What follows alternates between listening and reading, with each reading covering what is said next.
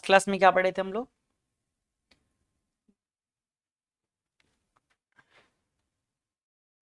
एक तो पढ़े थे रेडिएशन प्रेशर के बारे में। तो ये था फार्मूला रेडिएशन प्रेशर का in terms of refraction coefficient I upon C और रो प्लस वन। आई क्या है? इंटेंसिटी ऑफ लाइट और सी क्या है? Velocity of light in vacuum या फिर स्पेस बोल सकते हो, फ्री स्पेस। और फिर हमने क्या देखा? वर्क फंक्शन के बारे में जाना। तो वर्क फंक्शन क्या होता है? मिनिमम अमाउंट ऑफ एनर्जी जिसकी वजह से इलेक्ट्रॉन मेटल के सरफेस से स्केप कर सकता है या इजेक्ट हो सकता है। और इसके लिए हम जो वर्क फंक्शन देंगे किसके थ्रू देंगे? चार तरीके हैं, बट हम फॉलो करेंगे किसको? फोटोन वाले तरीके को, क्योंकि हमें पढ़ना है फोटो इलेक्ट्रिक इफेक्ट। ये क्वेश्चन है, क्या है इसका आंसर बताओ?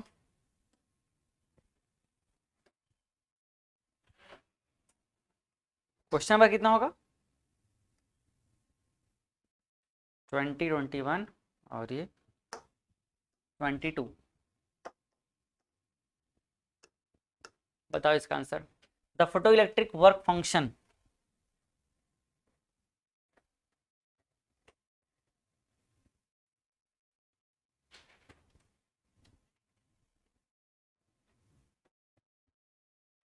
क्या होगा? Is different for different materials. हर अलग अलग मटेरियल क्या होता है? ये अलग अलग होता है। उस खुद मटेरियल की, मेटल की प्रॉपर्टी होती है या उसका डिमांड होता है। तो अब शुरू करते हैं हम फोटो इलेक्ट्रिक इफेक्ट।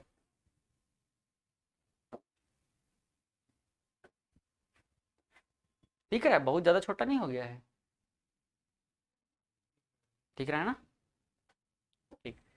देखो, फोटो इलेक्ट्रिक इफेक्ट, सबसे पहले इस इफेक्ट के बारे में किसने स्टडी किया, किसने डिस्कवर किया? Hertz and Lennard. Hertz and Lennard करके दो साइंटिस्ट थे। इन्होंने सबसे पहले स्टडी किया। कब स्टडी किया? 1887 एंड 1892 में। इस समय इसके बारे में स्टडी किया गया और फर्स्ट टाइम इस इफेक्ट को डिस्कवर किया गया कि भाई हाँ, किसी भी मेटल के सरफेस से क्या हो सकता है?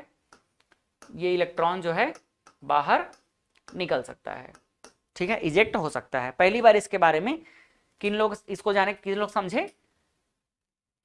Hertz and Lennard. लेकिन इसको जब वेव थ्योरी का उस समय डोमिनेंस चल रहा था, तो वेव थ्योरी से चीज एक्सप्लेन नहीं हो पाया। वेव थ्योरी से ये एक्सप्लेन नहीं हो पाया। तो जो फोटो इलेक्ट्रिक इफेक्ट है, वेव थ्योरी से एक्सप्लेन ना हो पाने की वजह से ही क्या था, इसका एक्सेप्टेंस नहीं हो रहा था।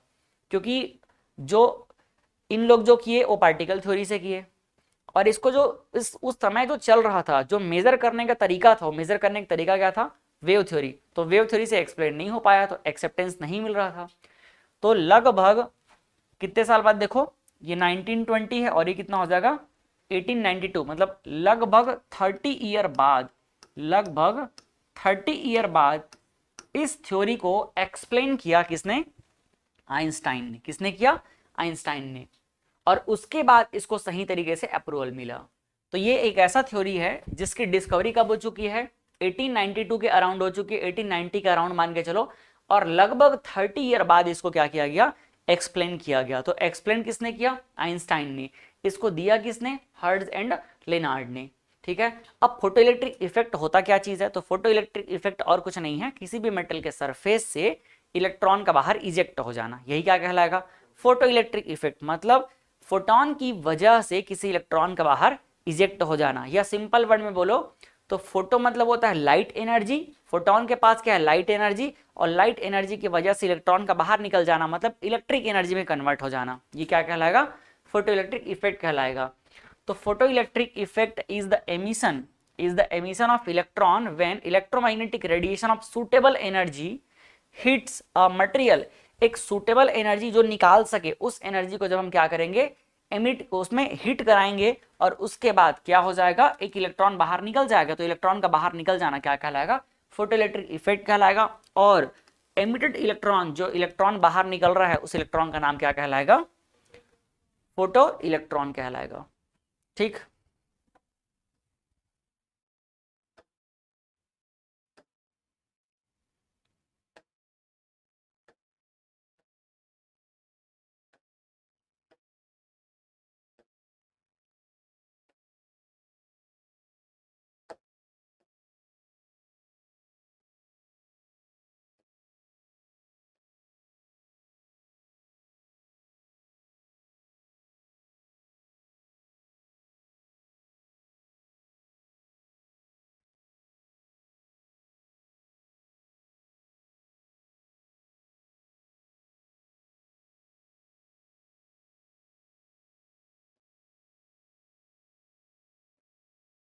ठीक कर रहा हूँ मैं अच्छे से। तो इलेक्ट्रिक इफेक्ट,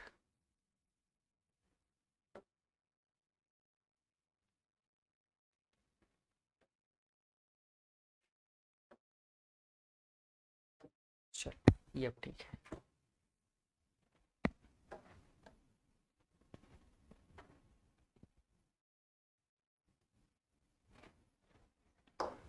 ये कितने ईयर बाद? 30 ईयर बाद। तो ये इसका थोड़ा सा हिस्ट्री है कि फोटोइलेक्ट्रिक इफेक्ट को पहली बार डिस्कवर किसने किया? हर्ट्ज और लिनार्ड ने। लेकिन इसको एक्सप्लेन किसने किया? आइंस्टाइन ने। कितने साल बाद? 30 साल बाद। और आप ये डेफिनेशन मैंने इसलिए लगाया क्योंकि केमिस्ट्री में हम लोग सेम इसी डेफिनेशन को फॉलो किए थे। तो आपको जो मन लगे या तो इसको या इसको किसी एक को फॉलो कर लेना लिखने के पर्पज से। डेफिनेशन क्या है इसका? डेफिनेशन है the phenomena of ejection of electrons from the surface of metal when light of a suitable frequency falls on it is called photoelectric effect। और क्या है? the emitted electrons are called photoelectrons। Photoelectron क्या है और photoelectric क्या है, दोनों का यहाँ पर डेफिनेशन हो गया। ठीक, तो आपको जो ठीक लगे आप उसको लिख लेना, दोनों में से किसी एक को, एनी वन।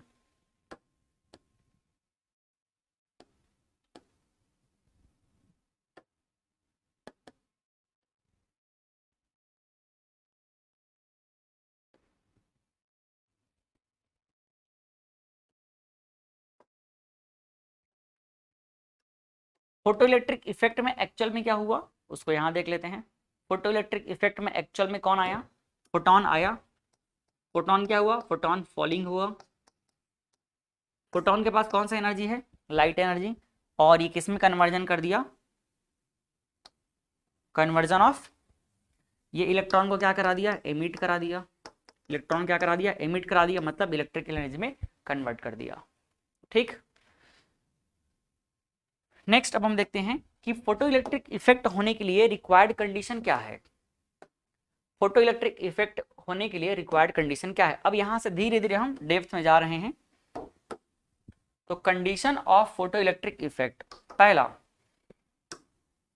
अगर मान लो जो भी हमारे पास फोटोन है, फोटोन किसके अंदर है? मतलब फोटोन पूरा लाइट, लाइट है, लाइट के अंदर में क्या है? फोटोन है। तो अगर मान लो, अभी हमने क्या समझा? अभी हमने समझा कि एक मेटल है, इस मेटल को अगर सरफेस से बाहर निकालना है तो इसको मिनिमम उतना एनर्जी देना पड़ेगा जितना इसका क्या है? वर्क फंक्शन है। जितना इसका क्या है? वर्क फंक्शन है। जैसे कि मैंने एग्जांपल दिया था एक बहुत सिंपल सा कि अगर यहाँ से बिलासपुर जाना है तो मिनिमम कितने रुपए चाहिए? 40 रुपए चाहिए, तभी पहुंच पाओगे ना, नहीं तो बस वाला बैठाएगा ही नहीं। सिंपल सी बात है, अगर इस इलेक्ट्रॉन को मेटल के सरफेस से बाहर निकलना है तो मिनिमम एनर्जी चाहिए जिसका नाम क्या है? Work function. तो मिनिमम एनर्जी चाहिए। तो यहां समझो, अगर मैं लिखता हूं कि ई of light, E of light अगर वर्क फंक्शन के इक्वल हो जाएगा, energy of light work function के इक्वल हो जाएगा या उससे ज्यादा हो जाएगा, तो क्या फोटो इलेक्ट्रिक इफेक्ट हो जाएगा? ये पहला कंडीशन वन, कंडीशन वन। अब इसको आप समझ के बताओ कि इससे फोटो इलेक्ट्रिक इफेक्ट हो पाएगा कि नहीं हो पाएगा। ये कंडीशन ट्रू है, यह क्या है? फॉल्स है। थोड़ा सोचो इसके बारे में। पहला, अगर ई ऑफ लाइट ज्यादा हो जाएगा, किससे? ई ऑफ लाइट ज्यादा हो जाएगा फाई से, तो यहां पर फोटो इलेक्ट्रिक इफेक्ट हो पाएगा कि नहीं हो पाएगा? हम जो भी लाइट जो हम लोग क्या कर रहे हैं, इंसिडेंट करा रहे हैं, अगर उस लाइट की एनर्जी उसके वर्क फंक्शन से ज्यादा है तो क्या यहां पर से इलेक्ट्रॉन इजेक्ट हो पाएगा? हो जाएगा। क्यों भाई? हो जाएगा।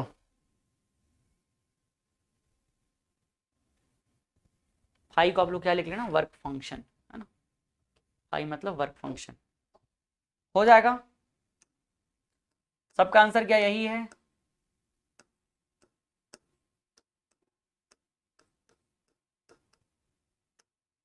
क्या सबका आंसर यही है कि और कुछ दिमाग इस पे लगाना चाह रहे हो? हम्म, हो जाएगा। नहीं होगा। ये क्या है?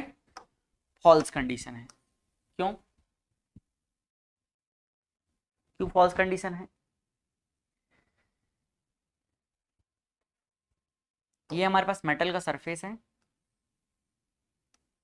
और इस मेटल के सरफेस पे क्या है? अंदर में इलेक्ट्रॉन है। क्या है इसके अंदर में? इलेक्ट्रॉन है। अगर इस इलेक्ट्रॉन को निकालना है तो निकालने के लिए कौन आएगा? फोटॉन आएगा। देखो ये फोटॉन। इस फोटॉन की एनर्जी कितनी होती है? एक फोटॉन की एनर्जी होती है ईपी। मान लो बहुत सारे फोटॉन आ रहे हैं और इन सब को मिलाकर के हम बोल रहे हैं लाइट, और इसकी एनर्जी क्या है? ईएल है। तो एक इलेक्ट्रॉन को निकालने के लिए एक ही फोटॉन चाहिए। समझ आया? एक इलेक्ट्रॉन को एक ही फोटॉन निकाल सकता है। एक इलेक्ट्रॉन को एक ही फोटॉन निकाल सकता है, और अगर फोटॉन के अंदर पूरा काबिलियत है तो वो एक ही इलेक्ट्रॉन निकाल सकता है, एक से ज्यादा नहीं निकाल सकता। समझ आया? तो अगर लाइट की पूरी एनर्जी मिला करके, लाइट की पूरी एनर्जी मिला करके क्या है, अगर लाइट की पूरी एनर्जी मिला करके इसको जितना चाहिए उससे ज्यादा है, बट उसके अंदर एक भी ऐसा फोटॉन नहीं है जिसके अंदर इतनी काबिलियत हो कि उसको जितना चाहिए वो दे सके। क्या बोलना चाह रहा हूं, समझना? यहां जो इलेक्ट्रॉन है, एक एक इलेक्ट्रॉन को मान लो 3 इलेक्ट्रॉन वोल्ट चाहिए। कितना चाहिए? 3 इलेक्ट्रॉन वोल्ट का एनर्जी चाहिए। और ये जो लाइट आ रहा है, इस लाइट के अंदर मान लो कितने सारे फोटॉन है? इसके अंदर 3 फोटॉन है। कितने फोटॉन है? 3 फोटॉन है। और इन तीनों फोटॉन में कितना एनर्जी है? इन तीनों फोटॉन में है एनर्जी मान लो 7 इलेक्ट्रॉन वोल्ट। कितना है इसका एनर्जी? 7 इलेक्ट्रॉन वोल्ट है। या 7 बोलने से बात बिगड़ जाएगी, मैं लिखता हूँ 6 इलेक्ट्रॉन वोल्ट, थोड़ा अच्छा बनेगा कॉम्बिनेशन। कितना इलेक्ट्रॉन वोल्ट है? 6 इलेक्ट्रॉन वोल्ट है इसका एनर्जी। तो तीनों को मिला के अगर 6 हो रहा है तो एक का कितना हो जाएगा? 2 इलेक्ट्रॉन वोल्ट। तो एक एक का कितना है? 2 इलेक्ट्रॉन वोल्ट। तो जब ये इलेक्ट्रॉन को निकालने के लिए ये जो लाइट इंसिडेंट होकर के आएगा तो एक एक फोटॉन की एनर्जी कितनी है? 2 इलेक्ट्रॉन वोल्ट। तो क्या ये इसको निकाल पाएगा? नहीं निकाल पाएगा। इसको ऐसा ही समझो कि अगर एक घर परिवार है तो वो घर परिवार बहुत संपन्न है, एकदम एकदम संपन्न है, ठीक है, बहुत रईस है। लेकिन अब वो लोग गए लड़की देखने के लिए, और जो लड़का है वो कुछ काम का नहीं है, तो क्या वो उसकी शादी करा देंगे लड़की की? नहीं कराते हैं। आजकल जो समाज है बहुत बदल गया है। पहले देखते हैं लड़का क्या करता है, वो काबिल है कि नहीं है, और अगर वो खुद में काबिल नहीं है तो उसके साथ लड़की को शादी के लिए रेडी नहीं करते हैं। लेकिन इसके अलावा कभी कभी ऐसा हो जाता है कि घर परिवार पूरा जो है उतना संपन्न नहीं है, लेकिन लड़के के अंदर थोड़ी काबिलियत है, मतलब फ्यूचर स्कोप अच्छा है, तो क्या करते हैं, ठीक है ये जो है फ्यूचर में प्रोग्रेस करेगा, ये बोल करके उसकी शादी करा देते हैं। ये वैसा ही है। एक जो फोटॉन है, अगर उस फोटॉन के अंदर काबिलियत नहीं है तो ये इलेक्ट्रॉन बहुत समझदार है, ये क्या कर देगा? मना कर देगा जाने से। समझ आएगी नहीं? तो यहां पर अगर लाइट की जो एनर्जी है उसके वर्क फंक्शन से ज्यादा हो भी जाए तो ये जरूरी नहीं है कि यहां से इलेक्ट्रॉन बाहर निकल जाए। बात समझ आया? तो इसके लिए कंडीशन क्या है? इसके लिए जो रियल कंडीशन है वो ये है कि जो एक फोटॉन की एनर्जी है, एक फोटॉन की एनर्जी है, ये क्या होनी चाहिए? ज्यादा होनी चाहिए। एक फोटॉन की जो एनर्जी है वो क्या होनी चाहिए? ज्यादा होनी चाहिए। किससे? इसके वर्क फंक्शन से, तब जाकर के निकलेगा। लेकिन इसमें भी एक कंडीशन है, इसमें भी एक कंडीशन है, इसमें भी एक कंडीशन क्या है? में इजेक्ट, में इजेक्ट, ये इजेक्ट हो सकता है, 100% गारंटी नहीं है। क्यों गारंटी नहीं है? 100% गारंटी नहीं है। क्यों नहीं है? क्योंकि एक बार निकलने के बाद मान लो वो कहीं इधर उधर भटक गया और दूसरे इलेक्ट्रॉन से और क्या होने लगा? उसका कोलिजन होने लगा, टकराने लग गया। क्या बोलना चाह रहे हो? अगर ये इलेक्ट्रॉन यहां से मान लो निकल तो गया, एक फोटॉन ने धक्का मारा और वो निकल गया।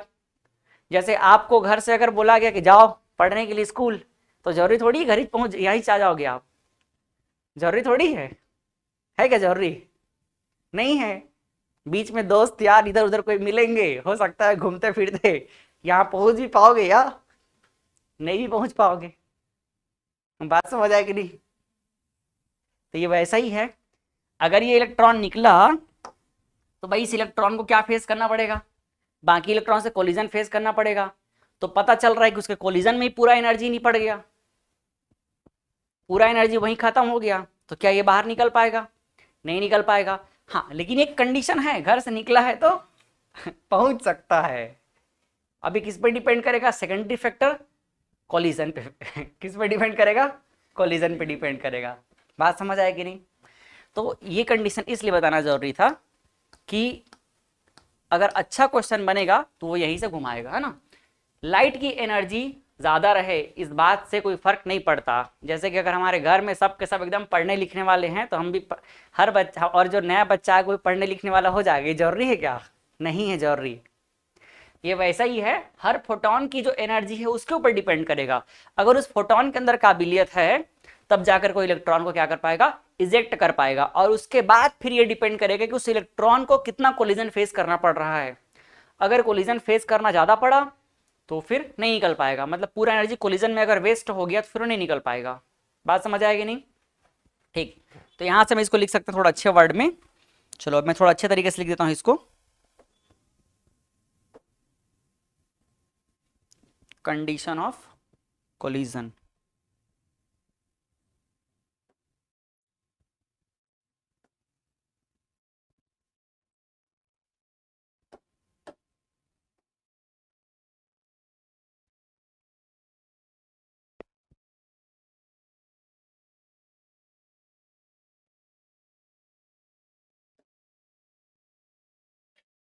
इसका जो एक्चुअल कंडीशन क्या होगा? इसका एक्चुअल कंडीशन हो जाएगा ई of proton is greater then और इक्वल टू फाई, जिसको हम क्या बोलेंगे? वर्क फंक्शन कहेंगे। और यहां पर क्या हो सकता है? यहां पर हो सकता है कि इलेक्ट्रॉन में इजेक्ट, इलेक्ट्रॉन में इजेक्ट।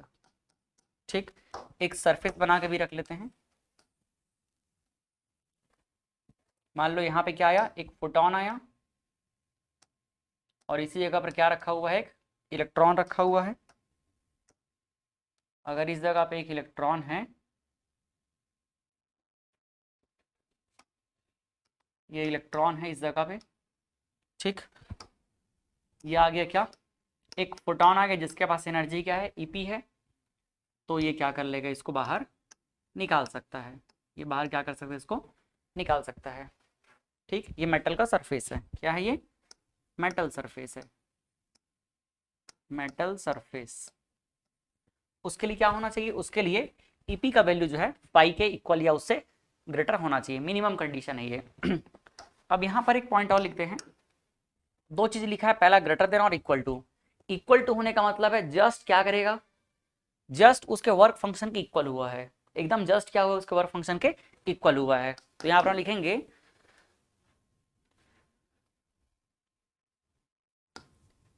जस्ट एनर्जी ऑफ किसका? Photon. Energy of photon is equal to energy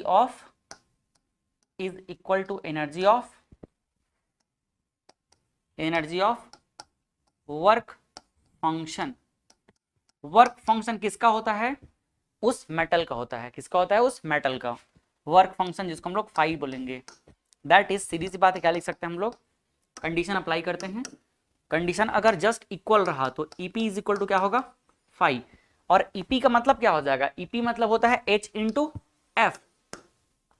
और क्या ये भी एनर्जी ही तो है? पाई भी क्या है? वर्क फंक्शन एनर्जी ही तो है। तो ये भी क्या होगा? ये एक्चुअल में क्या एनर्जी है? ईपी ही तो यहाँ पर वर्क फंक्शन के फॉर्म में यहाँ पर जाके यूज हो रहा है। तो इसको हम लिखेंगे क्या? एच, और वर्क फंक्शन को हम लोग लगाते हैं इसके फ्रीक्वेंसी को नॉट से। ठीक, तो यहां से क्या हो जाएगा? एच एच कैंसल हो गया, तो एफ इज इक्वल टू क्या हो जाएगा? F not. एफ नॉट वो मिनिमम फ्रीक्वेंसी है, मिनिमम वर्क फंक्शन की फ्रीक्वेंसी है जो उसको इजेक्ट होने के लिए चाहिए रहेगी। और इसी को हम लोग क्या बोलते हैं? थ्रेशोल्ड फ्रीक्वेंसी कहते हैं। क्या बोलते हैं इसको? Threshold frequency. Threshold threshold frequency.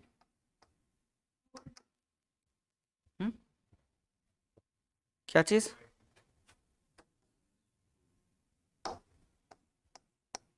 Threshold frequency. Threshold frequency वो फ्रीक्वेंसी है जिसके बिना वो आगे नहीं बढ़ सकता। मिनिमम मतलब इतना एनर्जी तो कम से कम चाहिए रहेगा, मिनिमम एनर्जी। और अगर मान लो इससे ज्यादा हुआ तो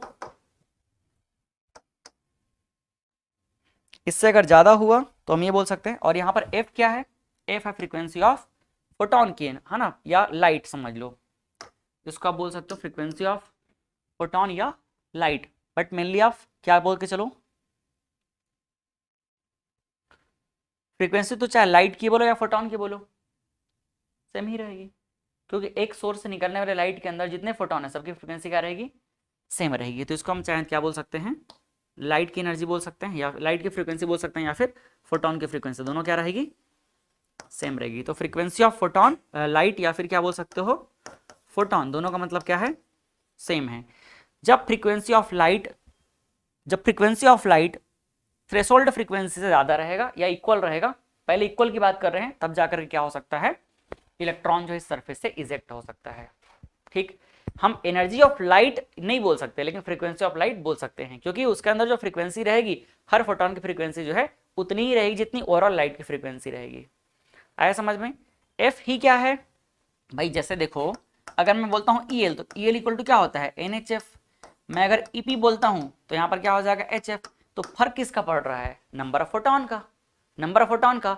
तो अगर हम फ्रीक्वेंसी ऑफ फोटोन बोलेंगे तो F है, फ्रीक्वेंसी ऑफ लाइट बोलेंगे तो भी क्या है, F है। तो आप यहाँ पर फ्रीक्वेंसी के टर्म में अब बोल सकते हो कि फ्रीक्वेंसी ऑफ लाइट जो है कितना होना चाहिए, थ्रेशोल्ड फ्रीक्वेंसी की इक्वल होना चाहिए। और थ्रेशोल्ड फ्रीक्वेंसी का मतलब क्या होता है, जो इसको चाहिए, जो इसको मिनिमम फ्रीक्वेंसी का लाइट चाहिए रहेगा, वो क्या हो जाएगा, F इक्वल टू F0 हो जाएगा। और अगर इससे ज्यादा हुआ तो अच्छा बात है, फिर वो क्या हो जाएगा, मूव करना शुरू कर देगा। तो नेक्स्ट यहां पर लिख सकते हैं अपन क्या, if EP is greater then, पहले हमने क्या कंडीशन लगाया, जस्ट जो वर्क फंक्शन का जितना रहेगा उतना लगा दिए। अब हम थोड़ा सा ज्यादा वाला लेते हैं, EP इज ग्रेटर देन 5। तो EP इज ग्रेटर देन अगर 5 हुआ तो यहां से क्या हो जाएगा, HF इज ग्रेटर देन क्या हो जाएगा, HF0। तो यहां से फिर से H कैंसिल हो जाएगा, तो F इज ग्रेटर देन क्या हो जाएगा, F0। मतलब फ्रीक्वेंसी ऑफ जो है लाइट बोलो या फिर क्या बोलो, फोटोन बोलो, ये क्या होना चाहिए, ज्यादा होना चाहिए। ये है रिक्वायर्ड कंडीशन। ठीक है, और आप चाहो तो इसमें दोनों लगा सकते हो, ये मिनिमम वाला हो गया, और एक साथ लेना चाहो तो एक साथ भी ले सकते हो सीधा। ये देख लो, अगर frequency of light threshold frequency से ज्यादा रहे या इक्वल रहे, तब जाकर के क्या हो सकता है, फोटो इलेक्ट्रिक इफेक्ट हो सकता है, क्योंकि इस कंडीशन में इलेक्ट्रॉन में इजेक्ट। ठीक, कोई डाउट यहां तक में नहीं है। अगर हमको इसी को किस में लिखना है, वेवलेंथ के फॉर्म में लिखना है, तो सेम चीज तीनों को लिख रहे हैं। Now EP is greater than equal to क्या हो गया है, पाई हो गया है। EP क्या हो जाएगा, EP इक्वल टू हो जाएगा H, F को क्या लिख देंगे, C अपॉन लेमडा, तो HC अपॉन लेमडा हो जाएगा। Greater than equal to H, C का C रखो, और क्या हो जाएगा, ये लैम्डा नॉट लिख देते हैं। क्या कैंसिल हो जाएगा, HC और HC कैंसिल हो गया, तो यहां से क्या मिल जाएगा अपने को, 1 upon lambda is greater than equal to 1 upon lambda naught. पलटा देंगे, तो पलटाएंगे, देखो पलटाने के बाद क्या हो जाएगा, ये इधर चल देगा या इधर चल देगा। तो फाइनली मैं लिखता हूं लैम्डा इज लेस देन और equal to lambda naught. Wavelength किसका हो गया, वेवलेंथ हो गया लाइट का या फिर फोटोन का। क्या ये बात भी आपको समझ आ गया। इन टर्म्स ऑफ अगर वेवलेंथ बोला जाए तो कंडीशन क्या होना चाहिए, इन टर्म्स ऑफ वेवलेंथ बोला जाए तो लाइट का वेवलेंथ जो है, जो वर्क फंक्शन है उसके वेवलेंथ से कम होना चाहिए या उसके इक्वल होना चाहिए। ये मिनिमम कंडीशन है। तो ये सारा कंडीशन एक साथ स्लाइड में आ चुका है। ये क्या है, थ्रेशोल्ड फ्रीक्वेंसी है, इससे नीचे बात बनेगा ही नहीं। लाइट की फ्रीक्वेंसी अगर इससे नीचे है तो कुछ नहीं बनने वाला बात, अगर इक्वल है तो बात बनना जस्ट शुरू होगा, मतलब वही 40 रुपए वाला बिलासपुर जस्ट पहुंचा जाएगा। फिर उसके बाद थोड़ा सा भी ज्यादा हुआ तो क्या होगा, वहां से फिर घूमना फिरना इधर उधर हो सकता है। ठीक है, आपको कितना थ्रेशोल्ड फ्रीक्वेंसी नहीं नहीं, प्रिंस को पूछ रहा हूँ, अभी थ्रेशोल्ड फ्रीक्वेंसी मैच ही नहीं हो पा रहा था, बोल दो। हाँ थ्रेशोल्ड फ्रीक्वेंसी घर के लिए तो मैच हो रहा था, घर से निकलने वाला लेकिन यहां तक पहुंचने वाला नहीं हो रहा था। कोई डाउट इसमें कहीं पे? नहीं है?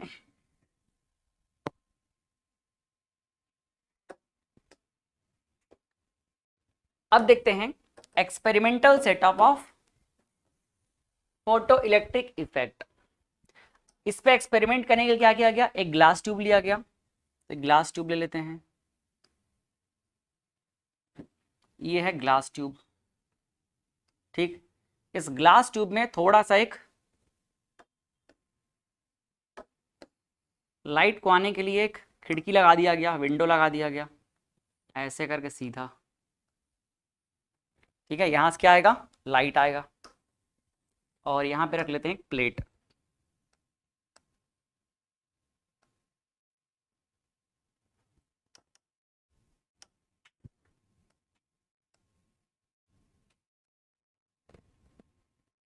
क्या है, हो गए क्या कहीं?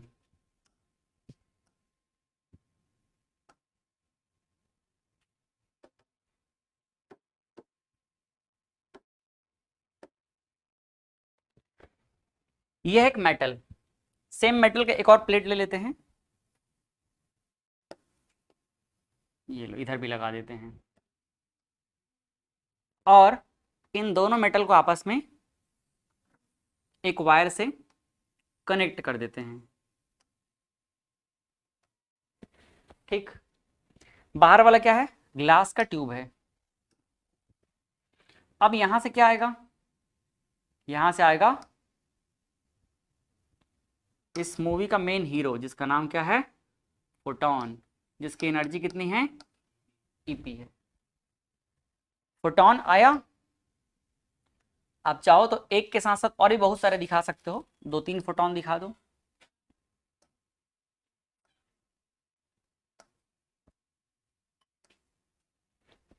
ठीक है, यहां से आया क्या, फोटॉन।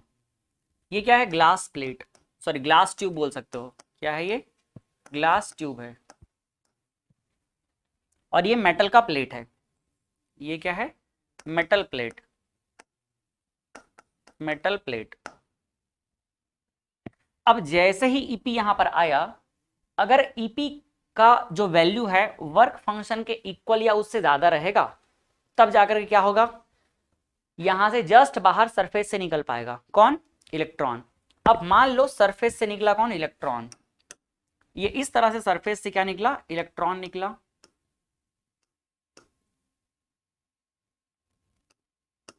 ये सरफेस से इलेक्ट्रॉन निकले और ये कहां मूव करेंगे, दूसरे प्लेट की तरफ मूव करेंगे। और जब ये इस प्लेट पे रिसीव हो जाएंगे तो फिर यहां से आगे बढ़ जाएंगे। ठीक, और जब इलेक्ट्रॉन इधर बढ़ना शुरू हो जाएगा तो हम यहीं पे लगा देंगे एक डिवाइस, और जिससे इलेक्ट्रॉन के मोमेंट को, इलेक्ट्रॉन के क्वांटिटी को मेजर कर लेंगे। और इस डिवाइस का नाम क्या होगा, एमीटर। तो एमीटर एक्चुअल में क्या मेजर करेगा, एमीटर एक्चुअल में मेजर करेगा, एमीटर जो है एक्चुअल में करंट मेजर करेगा। क्या मेजर करेगा, ये करंट, ये करंट मेजर करेगा। ठीक है, और ये जो करंट है, एमीटर क्या मेजर करेगा, एमीटर मेजर करेगा करंट। और ये जो करंट रहेगा किसके प्रोपोर्शनल होगा, करंट होगा नंबर ऑफ इलेक्ट्रॉन, कितना इलेक्ट्रॉन पास हो रहा है। और इसी इलेक्ट्रॉन का नाम क्या है, फोटो इलेक्ट्रॉन। क्या नाम है इसका, फोटो इलेक्ट्रॉन। तो हम यहां पर क्या बोल सकते हैं, हम यहां पर बोल सकते हैं number of photo electron, number of photo electrons. जितने सारे इलेक्ट्रॉन यहां से पास होंगे उतना यहां क्या दिखाएगा, करंट दिखाएगा। क्योंकि आई का फॉर्मूला क्या होता है, आई का फॉर्मूला होता है क्यू अपॉन टी, और क्यू की जगह पे यहाँ पर इलेक्ट्रॉन है तो एन क्यू अपॉन टी बोल सकते हो। ठीक है, किसी पर्टिकुलर टाइम में कितना सारा इलेक्ट्रॉन यहां से फ्लो हो रहा है उसी को ये कौन मेजर करेगा, ये एमीटर मेजर करेगा। इतना समझ गए, ठीक है। अब इसके बाद क्या होगा, मान लो ऐसा हुआ कि जितना भी यहां पर फोटॉन का एनर्जी आया और उसमें से 3 फोटॉन जो है, ऐसा मैंने 3 ही दिखाया लेकिन बहुत सारा आएगा फोटॉन, 3 ही नहीं आएगा, बहुत सारा फोटॉन। तो उसमें से 3 फोटॉन सक्सेसफुल रहे क्या करने के लिए, इलेक्ट्रॉन को बाहर निकालने के लिए। 3 फोटॉन आए, सक्सेसफुल फोटॉन की बात कर रहे हैं, और तीनों ने क्या किया, 3 इलेक्ट्रॉन बाहर निकाला। और वो तीनों इलेक्ट्रॉन इधर मूव करेंगे, तो क्या तीनों इलेक्ट्रॉन जो यहां से बाहर निकल रहे हैं उनकी एनर्जी इक्वल रहेगी? नहीं रहेगी, है ना। जैसे कि यहाँ क्लास आने के लिए घर से सब लोग निकलते हो, सब यहाँ पहुंच पाते हो क्या? कभी कभी नहीं पहुंच पाते, है ना। कभी कभी अगर नहीं पहुंच पाते तो इसका मतलब क्या है, इलेक्ट्रॉन यहां तक पहुंच पाएगा कि नहीं पहुंच पाएगा, किसके ऊपर डिपेंड करेगा? उसके खुद के रास्ते पे डिपेंड करेगा, खुद के रास्ते पे डिपेंड करेगा कैसे कोलिजन हो रहा है। बात समझ आया? तो यहां सभी इलेक्ट्रॉन की जो एनर्जी है सेम रहेगी ये गारंटी नहीं है, तो डिफरेंट डिफरेंट एनर्जी रहेगी, ठीक। लेकिन अब हम ये चाहते हैं कि ज्यादा से ज्यादा इलेक्ट्रॉन इस रिसीवर प्लेट के पास पहुंच जाए, तो उसके लिए क्या करना पड़ेगा? उसके लिए यहां पर लगा देते हैं बैटरी। क्या लगा देते हैं? एक बैटरी लगा देते हैं। और इस बैटरी का टर्मिनल कैसे रखेंगे? जैसे इस इलेक्ट्रॉन को खींचे, उसके लिए इधर पे क्या रखना पड़ेगा? पॉजिटिव टर्मिनल, और यहां पर क्या रखना पड़ेगा? Negative terminal. बात समझ आया? अब जैसे यहां पर क्या हुआ, बैटरी का टर्मिनल पॉजिटिव नेगेटिव रखा गया, तो यहां वो सब इलेक्ट्रॉन को अपने साइड से खींचने की कोशिश करेगा, और जब इलेक्ट्रॉन खींचने की कोशिश करेगा तो यहां पर क्या हो जाएगा? मैक्सिमम करंट फ्लो होने लग जाएगा। ये था इसका सेटअप। अब इसका धीरे धीरे इसमें इधर उधर करके और समझना शुरू करेंगे, अगर इसमें कुछ डाउट ना हो तो।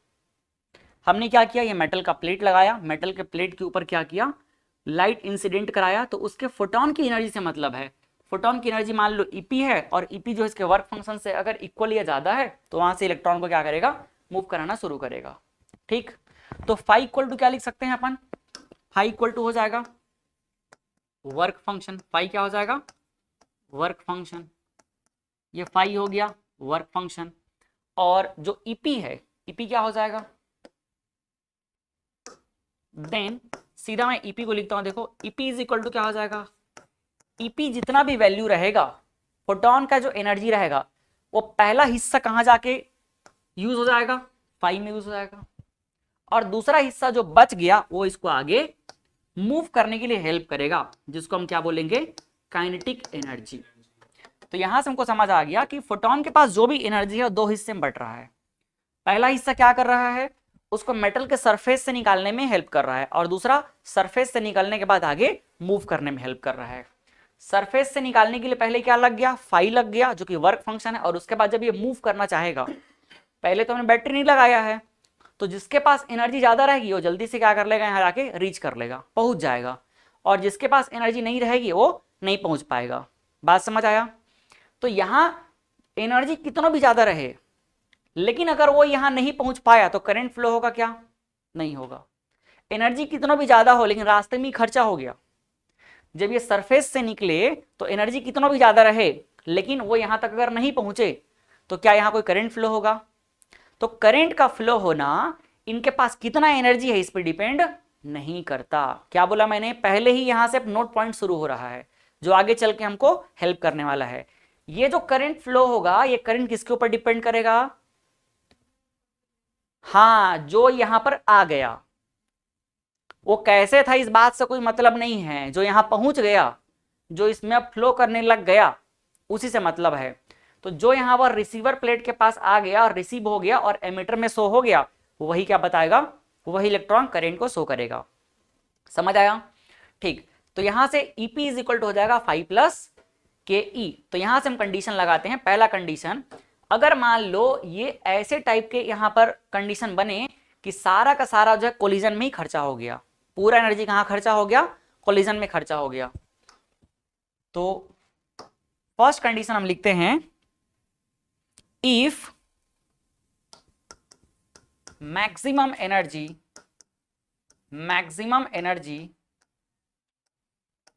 Is lost in collision,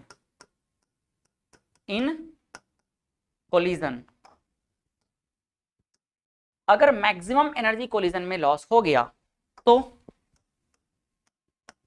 then kinetic energy of electron क्या हो जाएगा? Kinetic energy is equal to हो जाएगा क्या? 0। बात समझ आया? क्या ये आगे मूव कर पाएगा? क्या जो काइनेटिक एनर्जी इसको चाहिए इधर जाने के लिए, वो तो मेटल के अंदर क्या हो रहा है? उधर ही धक्का मुक्की में खत्म हो गया, तो यहां पर इसके पास मूव करने के लिए कुछ बच पाएगा क्या? नहीं बचेगा, तो काइनेटिक एनर्जी क्या हो गया उसका? 0 हो गया। और इसके बाद एक कंडीशन इसमें और ले सकते हैं। कंडीशन क्या है? Ideal condition. आइडियल कंडीशन किसका?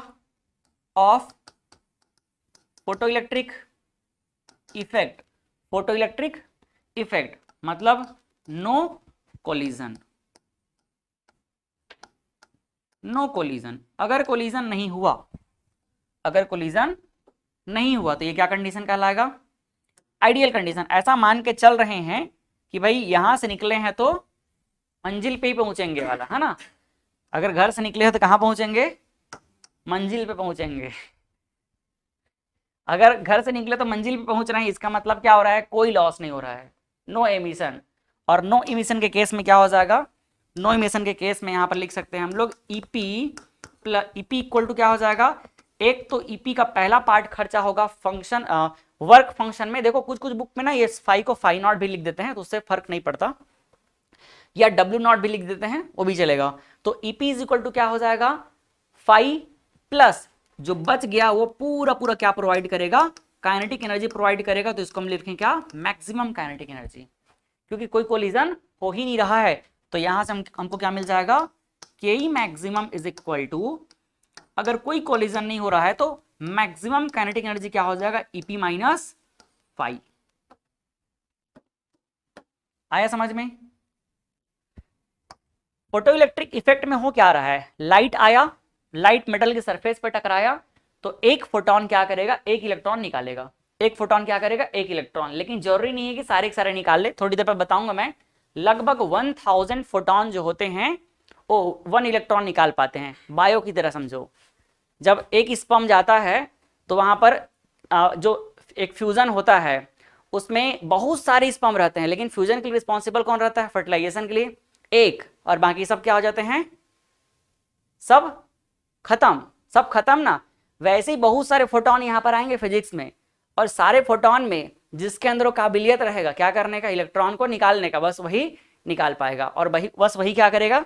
इलेक्ट्रॉन के साथ में आगे चला जाएगा। फोटोन कहां जाएगा? फोटोन क्या हो जाएगा? उस इलेक्ट्रॉन के लिए अपना एनर्जी पूरा ट्रांसफर कर देगा। ठीक है।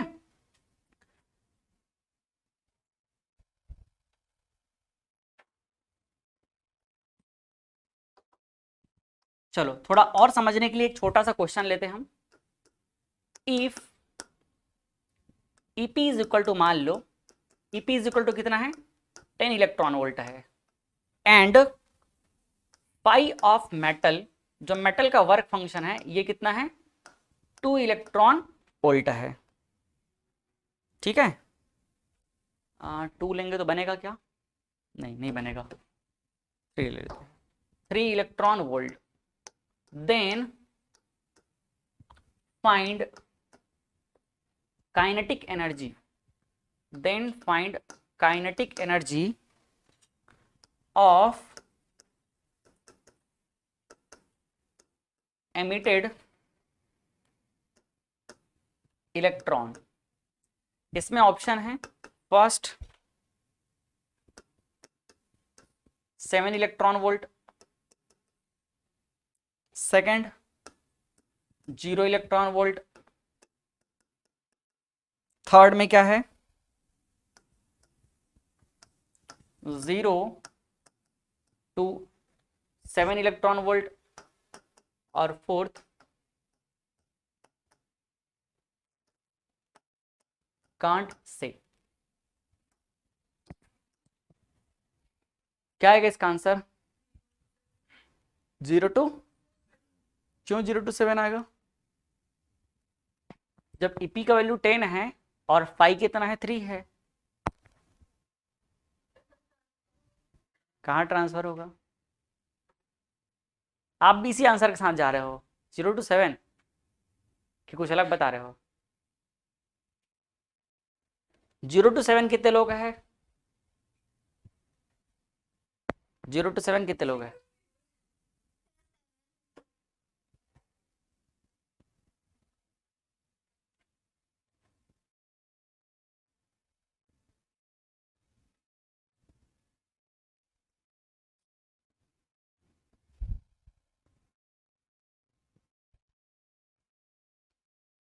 आपका 7 और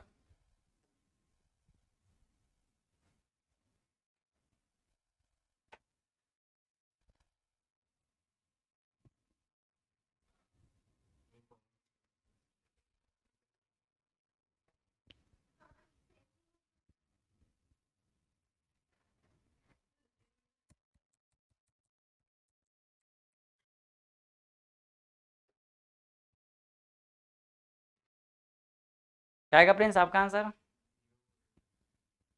जीरो बोल रहे हैं, मतलब आप दोनों जीरो बोल रहे हो।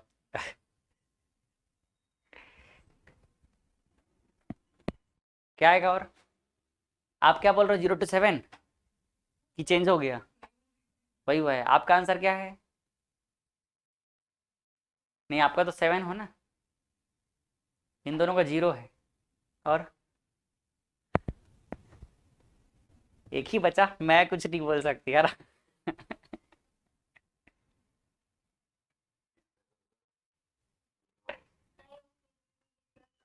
हाँ। नहीं, उसका तब ऑप्शन होता कि मैं नहीं बोलूंगी रहता तो। देखो, इतना तो समझ आ रहा है कि अगर मैक्सिमम काइनेटिक एनर्जी आएगा तो कितना हो जाएगा? मैक्सिमम काइनेटिक एनर्जी कितना आएगा? 7। लेकिन क्या यहाँ पर ये गारंटी है कि कोलिजन नहीं होगा? नहीं बोल सकते। तो अगर 100% कोलिजन हुआ तो क्या हो जाएगा? हाँ, तो देखो, कंडीशन ले लेते हैं। पहला, नो कोलिजन। फर्स्ट क्या कंडीशन?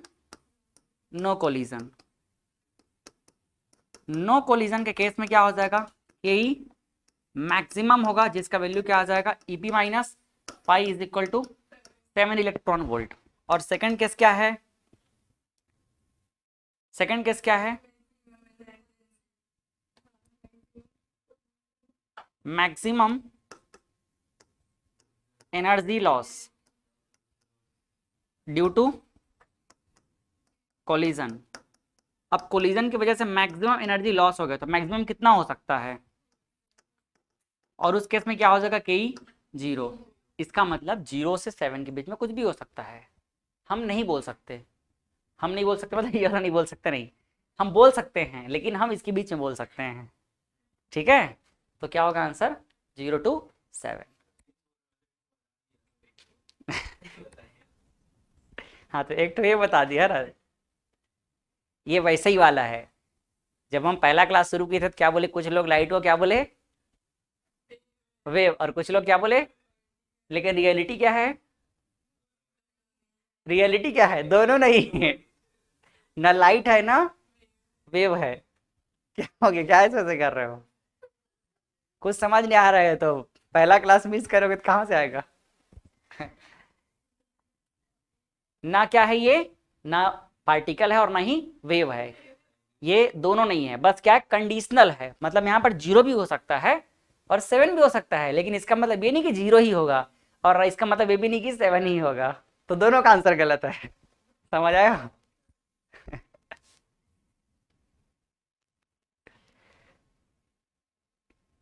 चलो, अब क्या हुआ इसके बाद? ये दोनों साइंटिस्ट लोग ना बढ़िया प्रैक्टिकल जो है, प्रैक्टिकल जो अभी एक्सपेरिमेंटल सेटअप लगाए। अब उसके बाद क्या किए? बढ़िया से मैथमेटिक कैलकुलेशन करते करते बहुत सारा ग्राफ बनाए। एक्सप्लेनेशन नहीं दिए, क्या किए? बस ग्राफ बनाए। तो हम भी बिना एक्सप्लेनेशन के पहले क्या बनाते हैं? सबका ग्राफ बनाते हैं।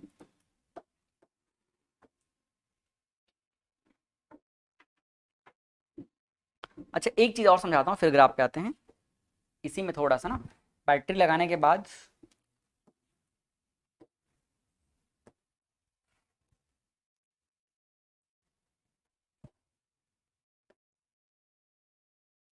अब एक बढ़िया चीज समझना है यहाँ पर। एक साइड हम ले लिए क्या? ईएमएफ, जो बैटरी लगाए हैं। इसको आप एनसीईआरटी की बुक में देखोगे ना, कहाँ है बुक? लाओ तो, उधर लेके आना। तो उसमें लिखा है कलेक्टर प्लेट पोटेंशियल। क्या लिखा है? Collector plate potential. मतलब जो भी यहाँ पर दो प्लेट लगे हैं ना, उनके बीच में क्या लगाएंगे हम लोग? एक बैटरी लगाएंगे, तो वो कहलाएगा क्या? Collector plate potential. बट आप सिर्फ अभी ईएमएफ लिख दोगे तो भी चल जाएगा। या तो ईएमएफ लिख लो या क्या लिख लो?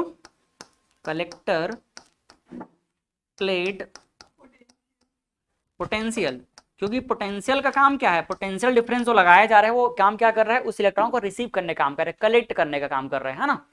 तो कलेक्टर प्लेट पोटेंशियल बोल सकते हैं।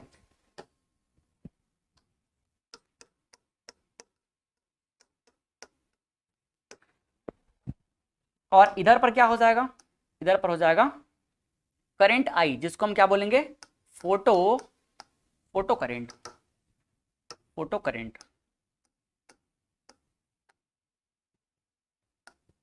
ये क्या है, फोटो करंट।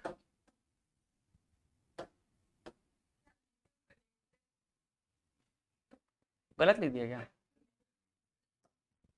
हाँ। कलेक्टर तो फिजिक्स में बहुत कॉमन वर्ड है, कलेक्टर, एमीटर। कलेक्ट मतलब, कलेक्टर मतलब कलेक्ट करने वाला, ठीक है। टिकट कलेक्टर मतलब टिकट कलेक्ट करने वाला।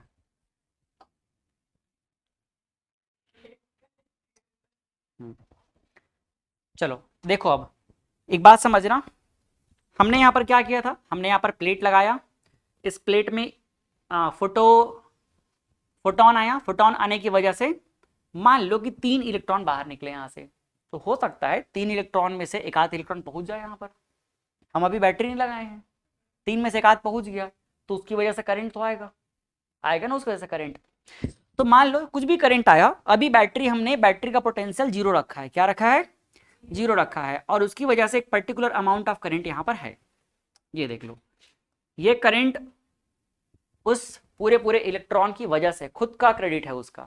अभी बैटरी यहाँ पर नहीं आया, वो खुद से पहुंच गया मंजिल के पास हो, ठीक है ना। तो अब ये खुद अगर पहुंच गया तो इतना इसके पास करंट फ्लो करा देगा, किसमें, एमीटर जो है इतना करंट रीड कर लेगा। कोई डाउट यहां तक के,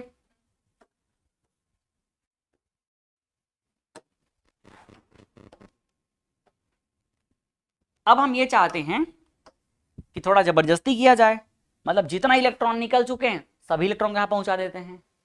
तो धीरे धीरे क्या किया जाएगा, यहां पर बैटरी का पोटेंशियल इंक्रीज किया जाएगा। अब बैटरी का पोटेंशियल इंक्रीज करने से थोड़े टाइम बाद ये हो गया कि एक इलेक्ट्रॉन और चला गया, तो एक इलेक्ट्रॉन और अगर चला गया तो उससे क्या हो जाएगा, उससे यहां पर करंट थोड़ा सा इंक्रीज हो जाएगा, ठीक।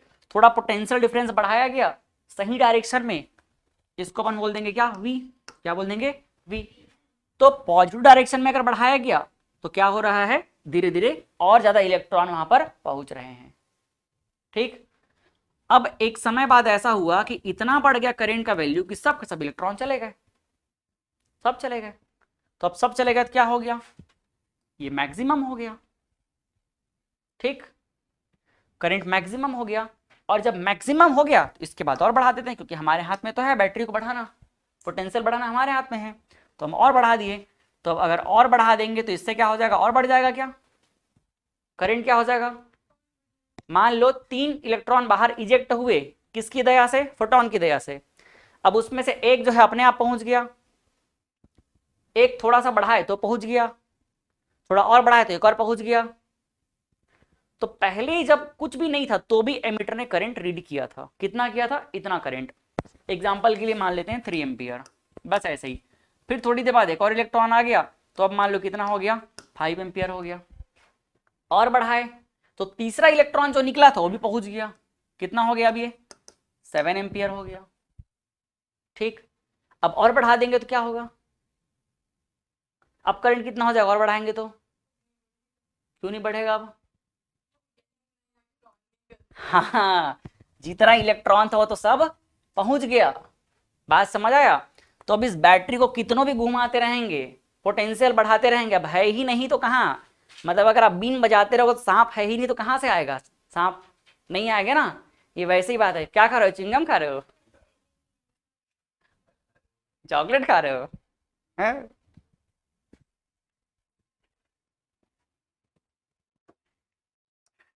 तो यहां से अब क्या होगा, अगर हम ईएमएफ और बढ़ाते भी हैं तो कुछ फर्क नहीं पड़ेगा, मतलब सोच रहे हैं कि सर को पता ही नहीं चल रहा है, पता ही नहीं चल रहा है।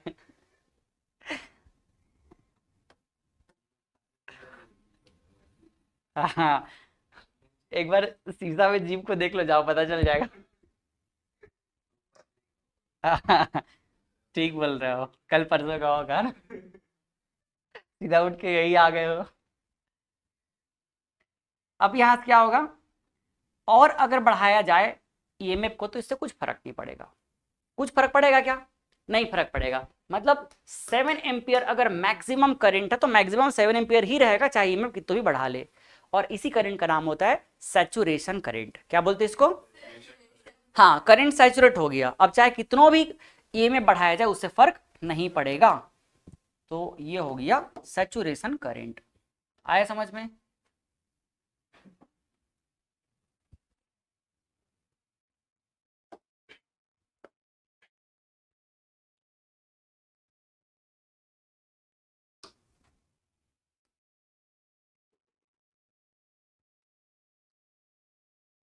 ये हो गया सैचुरेशन करंट।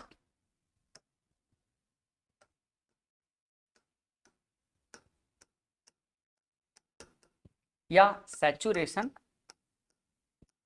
फोटो करंट भी बोल सकते हैं, saturation of photo current, saturation of photo current.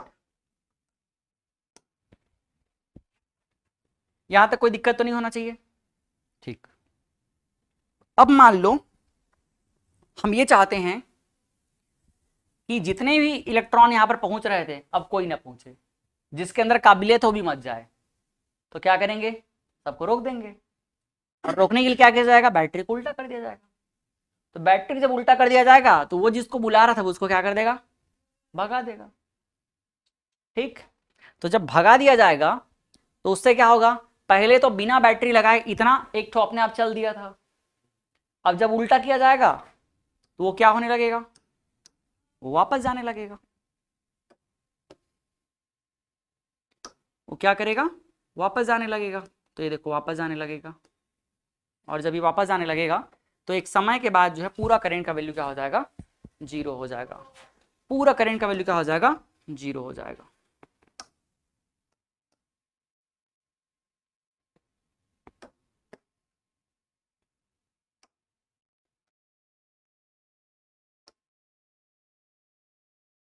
ठीक है, लीनियर हो गया क्या,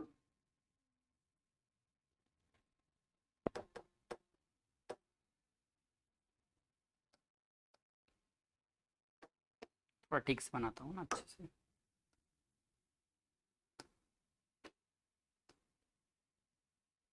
ऐसे अच्छा नहीं बन रहा है।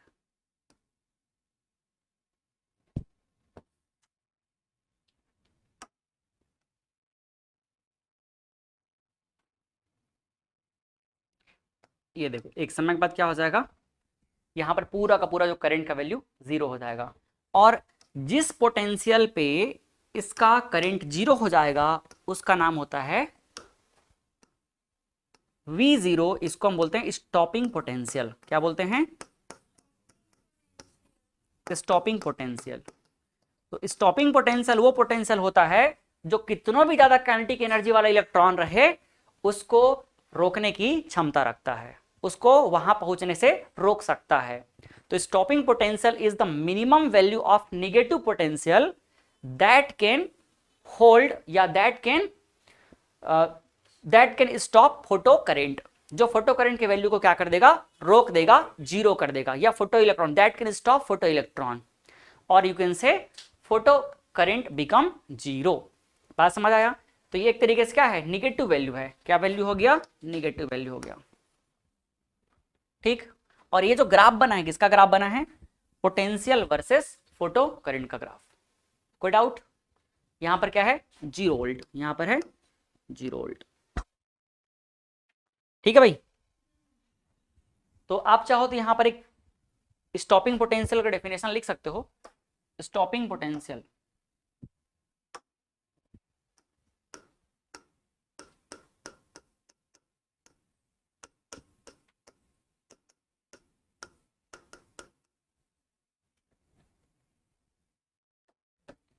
Stopping potential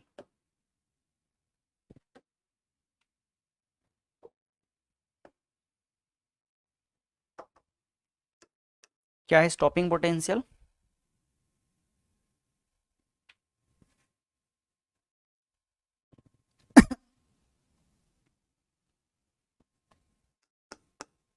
the minimum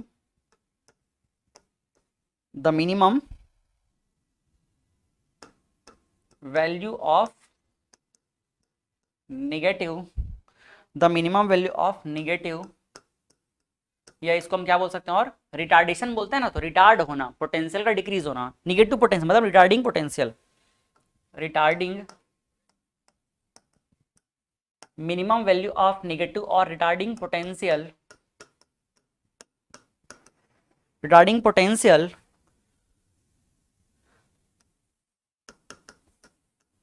given to metal plate which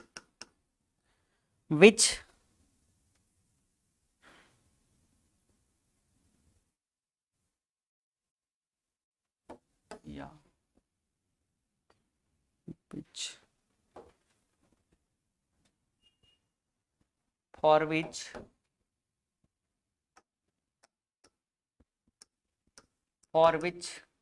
the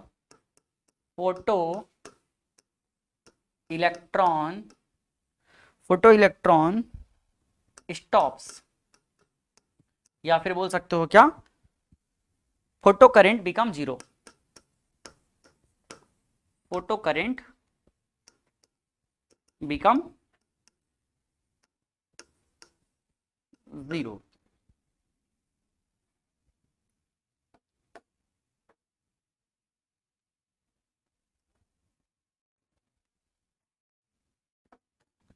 Zero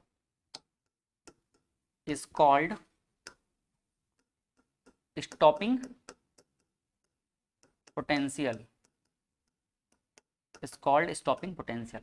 तो अगर इसका पोटेंशियल पूरा मतलब इस पोटेंशियल पे फोटो जो इलेक्ट्रॉन था वो वहां गया ही नहीं, मतलब उसका एक तरीके से मोशन रुक गया, तो फिर वो कहाँ खर्चा होगा उसका काइनेटिक एनर्जी, भाई उसके पास तो मैक्सिमम काइनेटिक एनर्जी था ना वहां तक पहुंचने के लिए, तो वो कहाँ गया। तो इन दिस कंडीशन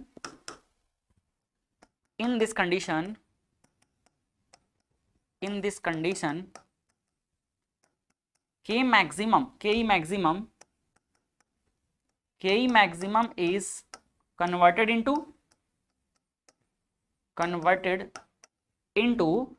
पोटेंशियल। ये किस में कन्वर्ट हो जाएगा, पोटेंशियल में कन्वर्ट हो जाएगा। जो पॉजिटिव पोटेंशियल मतलब उसको समझ लो लगाने में ही खर्चा हो गया, वो बेचारा जा रहा था उधर और इसको क्या कर दिया गया, रोका गया, तो उसके पूरे पोटेंशियल को जो उल्टा था उसको न्यूट्रलाइज करने में ही खत्म हो गया।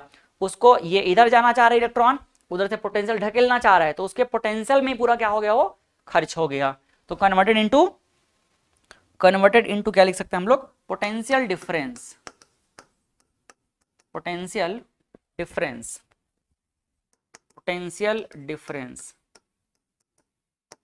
That is potential difference that is क्या लिखा जा सकता है कि E maximum kinetic energy maximum is equal to हो जाएगा potential drop E V naught. ठीक है, अगर V पोटेंशियल है तो काइनेटिक एनर्जी क्या हो जाएगा ई वी, और पोटेंशियल ड्रॉप क्या है V नॉट है, तो क्या हो जाएगा ई वी नॉट। कोई डाउट यहां तक के? ठीक, तो एक तो हमने ग्राफ भी समझ लिया और इस ग्राफ में क्या समझ लिया, इस ग्राफ में समझ लिया कि स्टॉपिंग पोटेंशियल क्या होगा, मतलब मूव कराना है तो उसके लिए पोटेंशियल देना पड़ेगा और स्टॉप करना है तो स्टॉपिंग पोटेंशियल चाहिए रहेगा। ठीक है,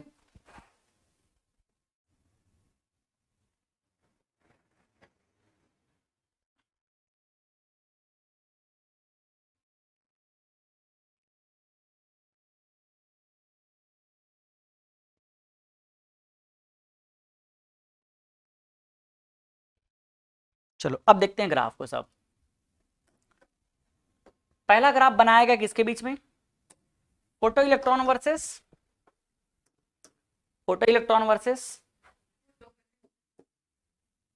फोटो करंट बोल सकते हो या फोटो इलेक्ट्रॉन वर्सेस इंटेंसिटी। नहीं, फोटो करंट बोलना सही नहीं है, क्योंकि करंट जब पहुंच जाएगा तब फोटो इलेक्ट्रॉन जब पहुंच जाएगा तब क्या बनता है, फोटो करंट बनता है। तो फोटो करंट वो भी कैसा वाला, सैचुरेशन वाला, वर्सेस इंटेंसिटी। तो ये अगर ऐसा भी लिखा रहा है तो कंफ्यूज नहीं होना, सैचुरेटेड फोटोकरेंट भी लिखा रहेगा तो भी सेम चीज है, सैचुरेटेड फोटोकरेंट और इंटेंसिटी। तो जब इसके बारे ये कैसे बना इसको मैं बाद में समझाऊंगा थोड़ी देर बाद, है ना, क्योंकि वो लोग 30 साल बाद समझाए हैं तो थोड़ी देर बाद हम भी समझेंगे इसको। पहले देखते हैं कि लोग बनाए कैसे। जब इनके बीच में ग्राफ देखा गया तो पहला ग्राफ किसके बीच में, फोटो करंट और इंटेंसिटी के बीच में, इसके बीच में जो ग्राफ बना ये कैसा था, ये था लीनियर ग्राफ। ये देख लो लीनियर ग्राफ, ये है लीनियर ग्राफ, ठीक है। दूसरा, जब फोटो करंट और फ्रीक्वेंसी के बीच में ग्राफ देखा गया तो ये ग्राफ कैसा था, ये ग्राफ था कांस्टेंट, कोई फर्क ही नहीं पड़ा। फ्रीक्वेंसी बढ़ाने से फोटो करंट पे कोई फर्क नहीं पड़ा और इंटेंसिटी बढ़ाने से फोटो करंट पे फर्क पड़ा, लीनियर इंक्रीमेंट हुआ। देखो लीनियर रहा रिलेशन, प्रोपोर्शनल टू रिलेशन बोल सकते हो। सेकंड, काइनेटिक एनर्जी और इंटेंसिटी के बीच का ग्राफ देखो, काइनेटिक एनर्जी और इंटेंसिटी के बीच में ग्राफ फिर से कोई फर्क नहीं पड़ा, ये ऐसा रहा ग्राफ, ठीक है। और जब फ्रीक्वेंसी और काइनेटिक एनर्जी के बीच में देखा गया तो एक पर्टिकुलर फ्रीक्वेंसी के बाद, एक पर्टिकुलर फ्रीक्वेंसी के बाद क्या हो रहा है, काइनेटिक एनर्जी आ रहा है और उस फ्रीक्वेंसी का नाम क्या है, थ्रेशोल्ड फ्रीक्वेंसी। तो थ्रेशोल्ड फ्रीक्वेंसी के बाद से क्या हो रहा है, काइनेटिक एनर्जी बढ़ रहा है। कौन सी फ्रीक्वेंसी के बाद, थ्रेशोल्ड फ्रीक्वेंसी के बाद, ठीक है। नेक्स्ट क्या है, फोटो करंट वर्सेस, ये ईएमएफ है, ईएमएस लिखा गया है।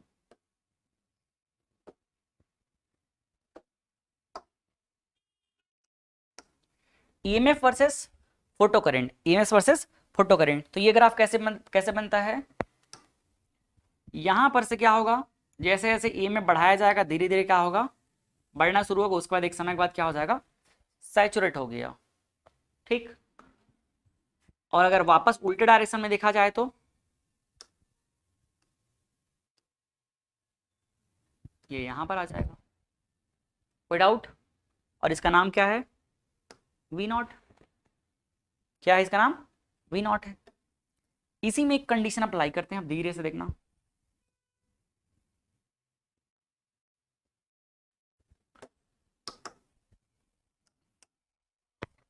If frequency of light, if frequency of light क्या है, अगर कांस्टेंट है, फ्रीक्वेंसी ऑफ लाइट क्या है, कांस्टेंट है, कौन से लाइट का, इंसिडेंट लाइट का, फ्रीक्वेंसी कांस्टेंट है, बट इंटेंसिटी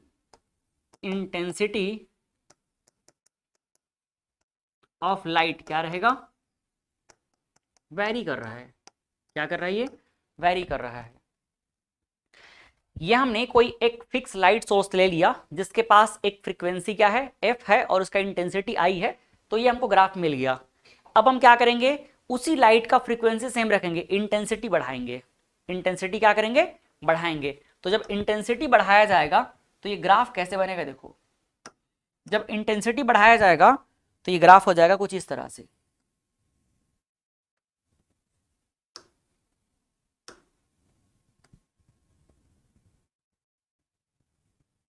ये हो गया, उसी को फॉलो करेगा।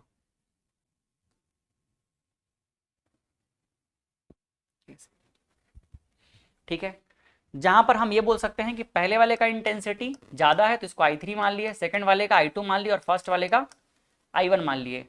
जहां बोल सकते हो कि इंटेंसिटी वेरी कर रहा है तो I3 का वैल्यू क्या है, ज्यादा है, I2 का वैल्यू थोड़ा कम है और I1 का वैल्यू सबसे कम है। बात समझ आया, मतलब I1 कम है तो उसका जो स्लोप है थोड़ा नीचे बढ़ा, I2 थोड़ा ज्यादा है तो उसका थोड़ा ज्यादा गया, और I3 थोड़ा ज्यादा है तो और थोड़ा ज्यादा गया। लेकिन इन तीनों की तीनों को स्टॉप करना है तो स्टॉप करने के लिए स्टॉपिंग पोटेंशियल क्या है, सेम है। ठीक, कैसे आया, परेशान नहीं होना, बहुत आसानी से समझ आ जाएगा थोड़ी देर बाद, ठीक है। अभी तो ये वो लोग कर रहे हैं ऐसा।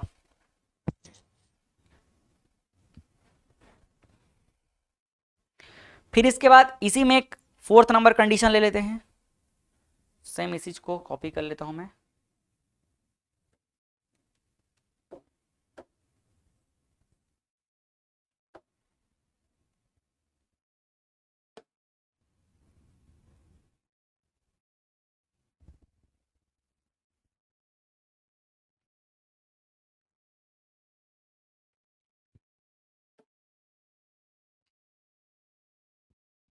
अगली बार में क्या किया जाएगा, ये ग्राफ बना एक फिक्स फ्रीक्वेंसी एफ का और इंटेंसिटी आई का।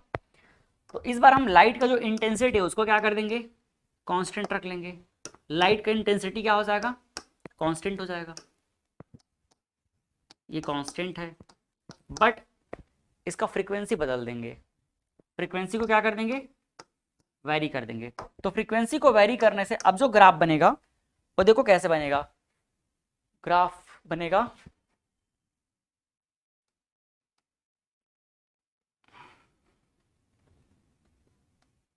ये यहां पे चला गया,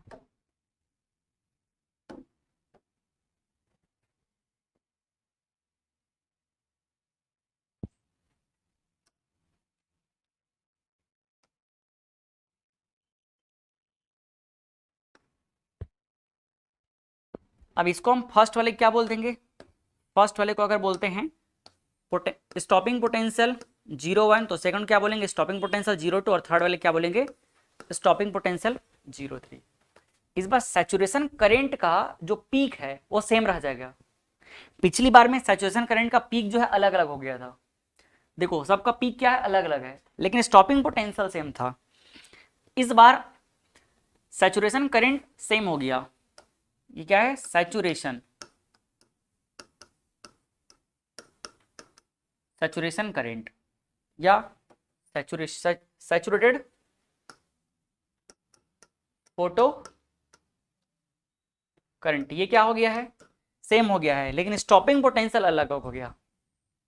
सबके लिए स्टॉपिंग पोटेंशियल क्या हो गया है अलग अलग हो गया है। ठीक, मान लो इसका फ्रीक्वेंसी कितना है f1 है, सेकंड वाले का कितना है f2 और थर्ड वाले का कितना है f3 है।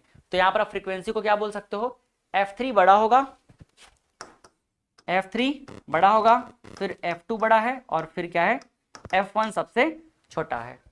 तो फ्रीक्वेंसी बढ़ने से स्टॉपिंग पोटेंशियल का निगेटिव वैल्यू भी क्या हो रहा है बढ़ जा रहा है, दिख रहा है निगेटिव डायरेक्शन में स्टॉपिंग पोटेंशियल ज्यादा लग रहा है फ्रीक्वेंसी बढ़ाने पे।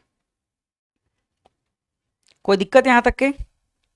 तो यहां से एक बात समझ आया कि स्टॉपिंग पोटेंशियल जो है किस पर डिपेंड कर रहा है, स्टॉपिंग पोटेंशियल डिपेंड कर रहा है, स्टॉपिंग पोटेंशियल किस पर डिपेंड कर रहा है, स्टॉपिंग पोटेंशियल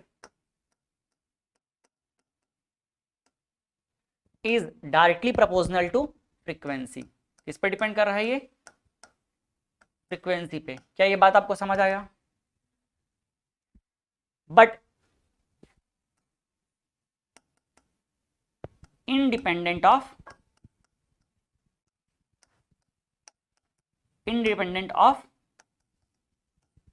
इंटेंसिटी, ये किस पे डिपेंड नहीं किया पिछली बार, इंटेंसिटी पे डिपेंड नहीं किया। यहां क्या बोल सकते हैं, यहां पर हम बोल सकते हैं जो पीक वैल्यू ऑफ करंट है सैचुरेशन करंट, कौन सा वैल्यू सैचुरेशन करंट,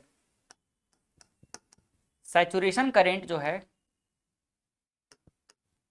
ये किस पर डिपेंड कर रहा है, सैचुरेशन करंट इंटेंसिटी ज्यादा है तो देखो सैचुरेशन करंट क्या है ज्यादा है, तो ये किस पर डिपेंड कर रहा है इंटेंसिटी पे। किस पर डिपेंड कर रहा है इंटेंसिटी पे। और ये किससे इंडिपेंडेंट है इंडिपेंडेंट ऑफ क्या है फ्रीक्वेंसी। धीरे धीरे माथा पच्ची करते करते करते वो समय आया जब इसका एकदम आसान तरीका निकला। धीरे धीरे रास्ता पहुंच रहे हैं ना। फोटो करंट जो है किस पे, फोटो करंट जो का सैचुरेशन वैल्यू है किस पे डिपेंड कर रहा है इंटेंसिटी पे, किस पे डिपेंड नहीं कर रहा है फ्रीक्वेंसी पे। यहां देखो स्टॉपिंग पोटेंशियल मतलब स्टॉप करने की जो पोटेंशियल चाहिए, पहुंचने के लिए चाहिए वो क्या है इंटेंसिटी पे डिपेंड कर रहा है। देखो पहुंचने के लिए चाहिए वो किस पे डिपेंड कर रहा है इंटेंसिटी पे, और रोकने के लिए चाहिए वो किस पे डिपेंड कर रहा है फ्रीक्वेंसी पे। समझ आया? ये डायग्राम तो बना दी, इसकी जरूरत नहीं है।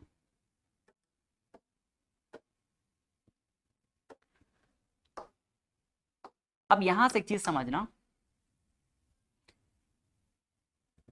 एनर्जी ऑफ फोटोन के बारे में, ताकि सबको रिलेट कर पाए। एनर्जी ऑफ फोटोन, अब जो आगे 3 से 4 मिनट रहेगा वो आपको अच्छे से फोकस करना रहेगा ताकि हम पीछे के सारे ग्राफ को एक साथ समझ सके।